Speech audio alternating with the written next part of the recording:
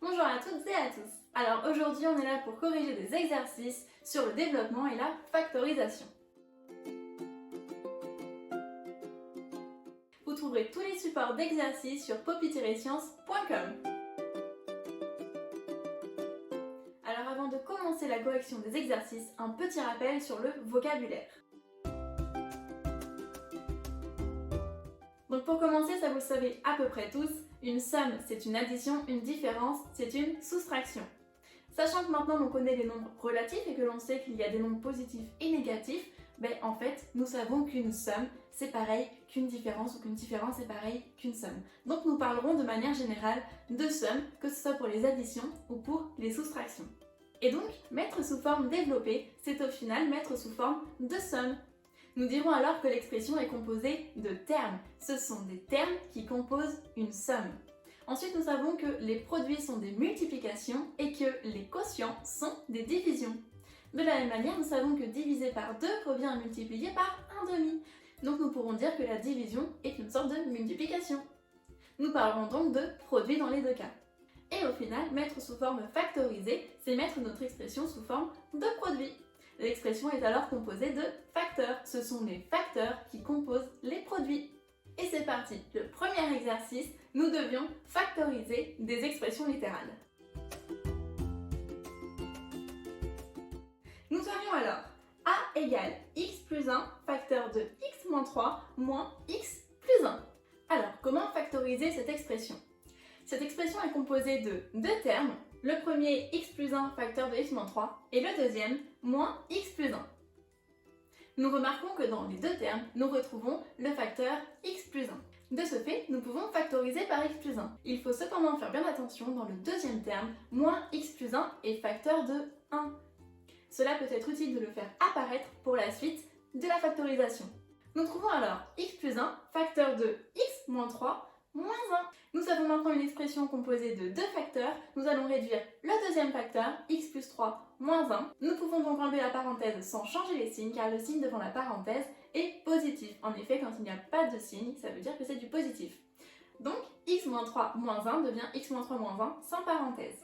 Nous pouvons ensuite calculer moins 3 moins 1, qui nous donne moins 4. J'en profite pour faire un petit rappel sur les sommes des nombres relatifs. Lorsque nous avons deux nombres négatifs, nous gardons le signe négatif et nous additionnons les distances à 0. Aussi, quand nous avons deux signes positifs, nous gardons encore une fois le signe positif et nous additionnons encore les distances à 0. Cependant, quand le signe est différent, nous prenons le signe de la distance à 0 la plus élevée, puis nous faisons la différence des distances à 0. Donc ça y est, la factorisation est terminée. Nous avons donc que l'expression devient x plus 1 facteur de x moins 4. C'est parti pour la deuxième expression littérale. Nous avons a au carré moins 3a. Nous remarquerons donc un facteur commun qui est a. Il faut ici faire attention, a au carré s'écrit aussi a fois a. Nous mettons donc a en facteur et nous avons a facteur de a moins 3. Nous ne pouvons pas simplifier, donc nous nous arrêtons là. La dernière expression à factoriser était c égale y au carré moins 25. Alors, ici il fallait se souvenir des identités remarquables. En effet, nous remarquons qu'il y a un y au carré, et 25, nous savons que c'est un carré parfait, c'est en fait 5 au carré. Donc nous pouvons réécrire notre expression en écrivant y au carré moins 5 au carré. Maintenant, il est plus simple de reconnaître l'identité remarquable a au carré moins b au carré, et nous savons que a au carré moins b au carré donne a plus b, facteur de a moins b. Nous appliquons donc notre formule et on obtient y plus 5, facteur de y moins 5. Nous ne pouvons pas réduire les facteurs, donc nous arrêtons ici, l'expression est factorisée. Pour le deuxième exercice, il fallait donc développer les expressions. Donc nous avions a égale 5 facteur de x plus 1. Ici nous allons donc simplement appliquer la formule de la distributivité, k facteur de a plus b égale ka plus kb. Nous allons donc faire 5 fois x plus 5 fois 1 et on obtient 5x plus 5. L'expression est développée. La deuxième expression était 3x moins 2 le tout au carré. Ici il fallait encore une fois se souvenir des identités remarquables. 3x moins 2 le tout au carré nous fait penser à a moins b au carré. Et nous savons que a moins b au carré égale a carré moins 2ab plus b carré.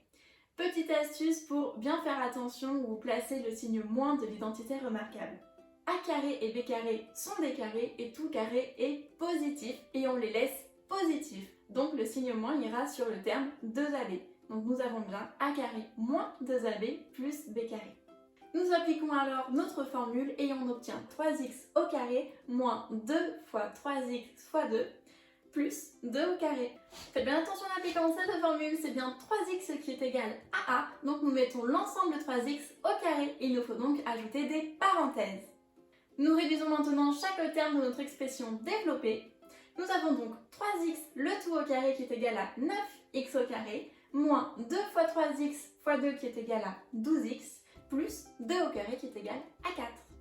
L'expression factorisée est donc 9x au carré moins 12x plus 4. Et dernière expression à développer, c'était une double distributivité, x plus 3 facteur de x plus 1. Double distributivité, nous allons donc appliquer notre formule a plus b facteur de c plus d qui est égal à ac plus ad plus bc plus bd. Nous appliquons donc notre formule et on obtient x fois x plus x fois 1 plus 3 fois x plus 3 fois 1. Nous allons simplifier un petit peu tout ça et on a alors x au carré plus x plus 3x plus 3. Nous devons donc calculer les x au carré d'un côté, les x d'un autre et les nombres sans x encore d'un autre côté. Alors il y a plusieurs mnémotechniques pour faire attention à ça. Vous pouvez par exemple vous rappeler qu'on n'additionne pas les kilomètres avec des mètres, qu'il faut d'abord convertir pour additionner. Et bien là c'est un petit peu pareil, les x au carré ce n'est pas pareil que les x qui ne sont pas pareils que les nombres qui sont tout seuls, donc on ne peut pas les additionner entre eux. Il faut voir ça un petit peu comme des unités différentes. La forme développée de cette dernière expression est donc x au carré plus 4x plus 3. Voilà donc pour ces quelques exercices sur la factorisation et le développement. Si tu as des questions, n'hésite pas à les poser en commentaire ou si tu as des factorisations ou des développements que tu n'arrives pas à faire, tu peux aussi les poster en commentaire et je t'y répondrai. Je te dis à très vite pour de nouveaux exercices. Tu es collégien ou lycéen et tu as besoin de cours particuliers en maths, physique ou chimie, ou encore tu souhaites des fiches de cours, d'exercices et leurs corrigés personnalisés? Contacte-moi à l'adresse suivante poppy.science@gmail.com. À très vite!